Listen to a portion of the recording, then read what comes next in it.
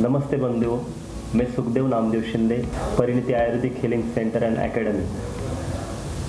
मैं नासिक से बिलोंग करता हूँ और कायरोप्रैक्टर और मसाज थेरेपिस्ट हूँ। आपके साथ आज दिल्ली से एक डॉक्टर आए हुए हैं, जैसे कि वो मैग्नेटिक थेरेपी करते हैं। नमस्ते सर। नमस्कार।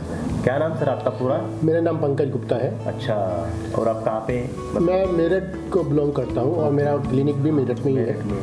बाकी मैं विचरण भी करता हूँ, मतलब सब जगह जाके भी कोई मुझे बुलाता है तो वहाँ पे जाके ट्रीटमेंट करता हूँ। अच्छा, तो आप मतलब ट्रीटमेंट क्या करते हो? एक्चुअली हम जो एक्यूपेंचर नाम लोगों ने सुना होगा, एक्यूपेंचर जो है वो बॉडी पे होता है। ओके। और बहुत सारी विधाएं हैं उनकी अलग अलग। अच्छा। तो उसका एक विधा है ट्रेडिशनल चाइनीज मेडिसिन, यानी कि ट्रेडिशनल तरीके से एक्यूपेंचर करना। उसको मैं मैग्नेट थेरेपी पे करता हूँ। मतलब मैं निडल का यूज़ नहीं करता हूँ। आप निडल की जगह मैग्नेट लगा देते मैं मैग्नेट यूज़ करता हूँ। मैं ये सोचता हूँ, मेरा ये सोचना होता है कि जैसे निडल लगाते हैं, निडल का एक ड्यूरेशन होता है 10 to 20 मिनट्स, 30 मिनट्स, जो भी ड्यूरेशन है हर एक पेशेंट वाइज अलग होता है। हम उसको मैग्नेट को थोड़ा लॉन्ग कर सकते हैं, ज़्यादा कर सकते हैं। दूसरा, पेशेंट को निडल चुभने का कोई जो हल्का सा पेन होता है वो भी इसमें नहीं होता है। तीसरा ये है कि हम ड्यूरेशन ज़्यादा होने से हम उसको अपने को कंट्रोल कर सकते हैं। अच्छा। एक चीज़ और है और सर ठीक है, आप ये करते हो, मतलब ये कौन से रोगों में इसका इलाज होता है? देखो, चाइनीज़ में हम तो ये कहते हैं कि इसमें सभी प्रकार के रोगों का इलाज होता है। अच्छा। एक्यूट से लेके क्रोनिक सभी रोग इसमें कवर होते हैं। अच्छा, लोग तो ऐसा कहते हैं कि ये दर्द के लिए खाली, ऐसा है क्या कुछ? हाँ, उसका एक विचार बना हुआ है लोगों का कि ये दर्द के लिए जो है काम करती है। ओके। अगर हम ये समझें कि एक्चुअली हमारी बॉडी में दर्द होता क्यों है, हाँ, हम अगर उसको समझते हैं तो हम ये समझते हैं कि हमारे शरीर में रोग होता क्यों है। बराबर है ना। तो हमारे शरीर में जैसे कि प्राणवायु होती है, सबको पता है कि वो सब पूरे शरीर में जो है वो सर्कुलेट करती रहती है प्राणवायु। एक तो हम एलोपैथिक में मानते हैं ब्लड विचरण करता है, दूसरा ब्लड भी जो फ्लो करता है वो भी किसी एनर्जी के द्वारा करता है। तो हम उस एनर्जी का ट्रीटमेंट करते हैं। वो वही एनर्जी जैसे कि हवाई होती है, देखने को जाए तो हवाई लेके जा रही है पूरे ब्लड को शरीर में, एनर्जी लेके जा रही है। हाँ, वायु नहीं कह सकते, वायु भी एक एनर्जी का पार्ट है। एनर्जी का पार्ट है। हाँ। ओके सर, जैसे कि ये आप करते हो, ये मैग्नेटिक थेरेपी होती क्या है? मैग्नेट थेरेपी जैसे कि एनर्जी का पॉइंट्स होता है। हम ये मान के चलते हैं कि कोई आपके शरीर में एनर्जी जो है वो विचरण कर रही है, यानी कि घूम रही है। वो कभी रुक सकती है, वो कभी ज़्यादा हो सकती है, वो कभी कम हो सकती है ना। यानी कि रुकना मतलब स्टैग्नेशन होना, तेज होना यानी कि उसको कहेंगे एक्सेस एनर्जी होना, डेफिशिएंट यानी कम होना उसको कहेंगे डेफिशिएंट एनर्जी होना।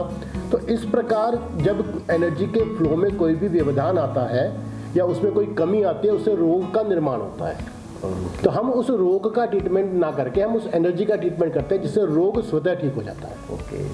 और सर जैसे कि जो मैग्नेटिक थेरेपी है, या ये चिकित्सा भारतीय चिकित्सा है या कहीं और से आई हुई है? नहीं, ये चिकित्सा तो भारतीय चिकित्सा ही है, लेकिन डेवलपमेंट इसका चाइना में ज़्यादा हुआ है। उसको हम चाइनीज़ थेरेपी बोलते हैं। चाइनीज थेरेपी मतलब इसका जो उगम हुआ है, उगम है तो इंडियन ही है? इंडियन ही उगम, मतलब इंडिया वालों से ही लिया है चाइना वालों ने? बिल्कुल। हाँ, ऐसे कहते हैं। कोई बात नहीं सर। ये कौन से रोगों में इसका यूज़ कर सकते हैं हम लोग? जैसे मैंने बताया कि हम इसे एक्यूट रोग, जो भी पेन के हैं रोग, इसे क्रोनिक रोग, यानी कि अगर क्रोनिक रोग में जाए तो हम जैसे लिवर सिरोसिस है ना, एक्जिमा है, सोरियासिस है, हम ब्रेन की डिसीजेज हैं, जितने भी स्ट्रोक्स है, तो उसमें हम इनको कवर कर लेते हैं सारा। मेरा कहना यह है कि क्रोनिक रोगों तक हम इसको कवर करते हैं। अच्छा, इस तरह जैसे कि मैं ये पूछना चाहता हूँ कि सर जैसे कि कोई पैरालाइज हुआ है, हाँ, या कोई मतलब कोमा में चला गया है, ये पेशेंट होते हैं रिकवर ये therapy? बिल्कुल। एक्चुअली क्या है कि जैसे आपका कोई पैरालाइज पेशेंट हुआ है, तो जब आप किसी थेरेपी के पास जाते हो, किसी भी पैथी के पास जाते हो, जैसे अब हम एलोपैथिक की बात करते हैं, तो वो क्यों हुआ है को पूरा डायग्नोज कर सकते हैं। यानी कि वो रिपोर्टिंग पूरा कर सकते हैं कि वहाँ पे क्लॉटिंग हुई है या वहाँ पे हेमरेज हुआ है, वो उसको डायग्नोज कर सकते हैं। हेमरेज हुआ है तो वो उसको अलग तरीके से मेडिसिन से ट्रीटमेंट करते हैं, और अगर क्लॉटिंग हुई है तो उसको क्लॉट को डिसॉल्व करने की वजह से उसका ट्रीटमेंट करते हैं। लेकिन वो जब हो चुका है उसका ट्रीटमेंट करते हैं, लेकिन कारण का ट्रीटमेंट वहाँ पर नहीं होता है। तो कारण वो स्ट्रोक हुआ क्यों है, हम उसको विंड स्ट्रोक बोलते हैं। वो किसी विंड के ज़्यादा होने की वजह से वो स्ट्रोक हुआ है। वो विंड चाहे आपके सोचने से बढ़ा हो, चाहे आपके टेम्परेचर से बढ़ा हो, चाहे वो ब्लड प्रेशर की वजह से हुआ हो, तो हम उसका कारण जानकर, कारण का डायग्नोज करके हम उसका ट्रीटमेंट करते हैं। तो मैं ये कहूँगा कि एलोपैथिक के साथ अगर हम इसका ट्रीटमेंट करते हैं तो आपका रूट कॉज का भी ट्रीटमेंट साथ में हो जाता है।